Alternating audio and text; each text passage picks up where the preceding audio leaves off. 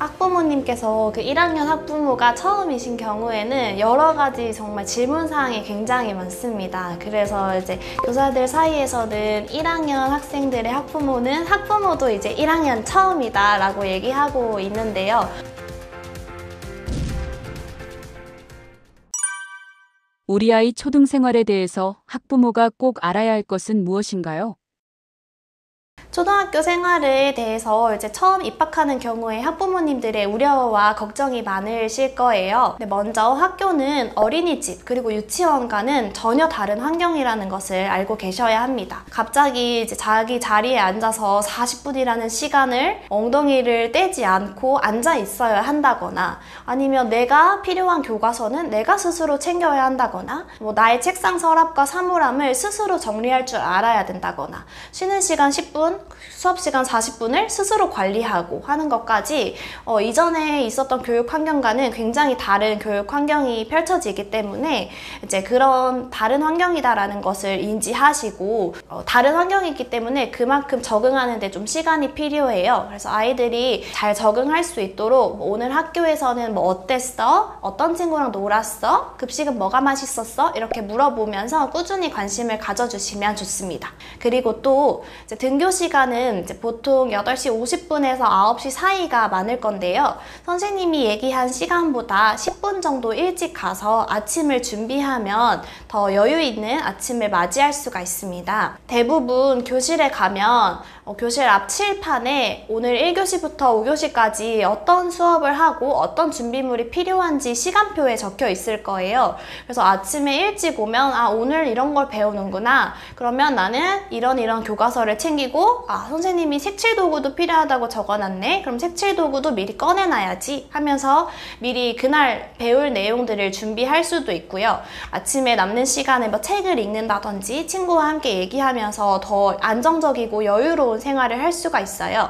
그래서 매일 10분씩 일찍 와서 준비를 하는 그런 습관을 들여주시면 좋겠습니다. 그리고 마지막으로는 좀 자립심을 키워주는 것인데요. 아이들이 이제 챙길 것도 입학 초기에는 많고 하다 보니까 간혹 뭐 물병을 안 가지고 왔어요. 필통 엄마가 안 챙겨줬어요 하는 경우가 많은데요. 이제 어떤 학부모님께서는 우리 아이가 물병을 안 가지고 갔네? 물병을 갖다 줘야겠다 하시면서 이제 뭐 수업 시간이나 아니면 쉬는 시간에 학교에 들어오셔서 아이에게 물병을 전달해주고 하는 그런 경우들도 있는데요. 이제 그런 것들이 없어도 아이가 충분히 학교에서 스스로 생활할 수 있도록 좀 믿고 기다려주는 시간이 필요합니다. 그래서 물병이 없다면 내가 수업 시간 40분 동안에는 목이 말라도 좀 참고 쉬는 시간에 물을 마시러 간다든지 아니면 필통을 놓고 왔을 때는 연필 없는데 한 번만 빌려줘 친구에게 스스로 요청을 해본다든지 하는 그런 경험을 통해서 자립심을 키울 수 있도록 부모님께서 기다려주시면 좋겠습니다.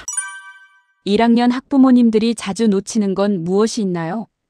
학부모님께서 그 1학년 학부모가 처음이신 경우에는 여러 가지 정말 질문사항이 굉장히 많습니다. 그래서 이제 교사들 사이에서는 1학년 학생들의 학부모는 학부모도 이제 1학년 처음이다 라고 얘기하고 있는데요. 학부모님들이 출결 관련된 서류를 챙기는 걸 처음에 굉장히 어려워하세요. 어린이집 다닐 때에는 오늘 누구 아파서 뭐 결석합니다 이렇게 선생님께 연락을 한번 하면 됐지만 초등학교로 넘어오면 출결이 계속 기록이 되고 생활기록부에도 누적이 되는 사항이기 때문에 뭐 결석 사유서를 낸다든지 체험학습을 가기 며칠 전까지 꼭 신청서를 낸다든지 하는 그런 절차들이 있는데요.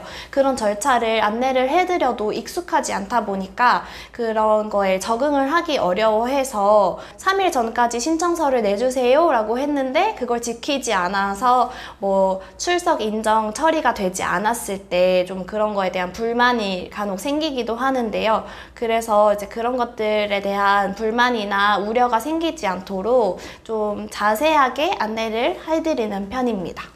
대부분의 1학년에서는 아마 학교 차원에서 그런 복약에 대한 지도 일일이 한 명 한 명씩 복약 지도를 해주는 것이 어렵다라고 안내가 될 거예요. 그래서 저희 학교 같은 경우에도 1학년 학부모 이제 입학식하고 학부모 총회를 하는 첫 모임에서 개인적인 그런 부탁을 들어줄 수 없다 안내를 드리는 편인데요. 그런 안내를 드려도 사실 뭐 오늘 우리 아이가 컨디션이 안 좋은데 한번 잘 지켜봐 주세요 라든지 뭐 오늘 몇 시에 약을 먹어 먹어야 하는데 약을 먹는지 확인해 주세요 같은 사소한 요청들이 많이 들어오고 있어요. 그래서 이제 그런 요청이 들어오는 경우에는 뭐 누구의 약 먹었니? 한번 이제 물어봐 주고 약을 먹는 걸 끝까지 지켜본다든지 그렇지는 않지만 한 번씩 언급은 해주는 정도로 학급 운영을 하고 있습니다.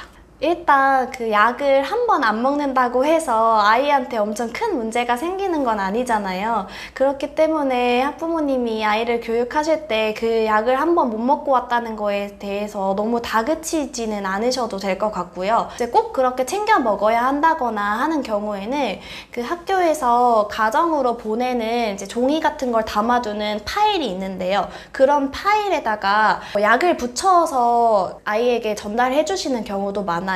오늘 학교에서 배운 뭐 학습지나 선생님 주신 안내장 같은 걸 넣어갈 때 가방을 열고 그 파일을 무조건 보게 되어 있기 때문에 이제 아이가 꼭 열어보는 그런 장소에다가 약을 넣어주시거나 아니면 오늘 꼭 어디를 가야 된다든지 그런 것들을 알려주시는 것도 좋은 방법입니다.